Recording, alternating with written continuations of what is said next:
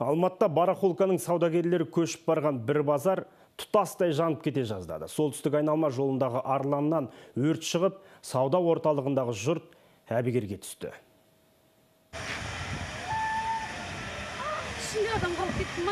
Солтүстік айналма жолында жиі отқа оранғыш сауда орталықтарынан кейін ұзақ уақыт өрт болмаған, тілсіз жау ашылғанына көп болмаған Арлан базарына да ауыз салды. Сауда кешеніндегі асханалардың бірінен өрт шығып, тұтастай жанып кетті. Әркім қолынан келгенше отты өшіруге тырысты. Асхана ішінде адамдар болған, лапылдап жанып жатты. Халық абыр-сабыр болды.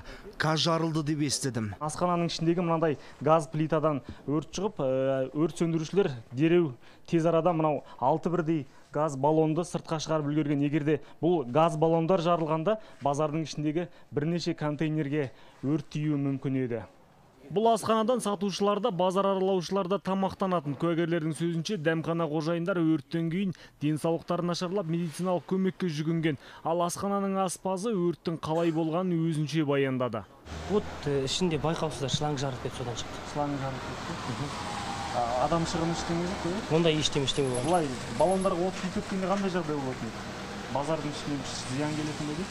Оны бір Құдайдың өзі біледі, білмейміз. Адам бар ма еді асханада дәл сол уақытта? Болған бәрі.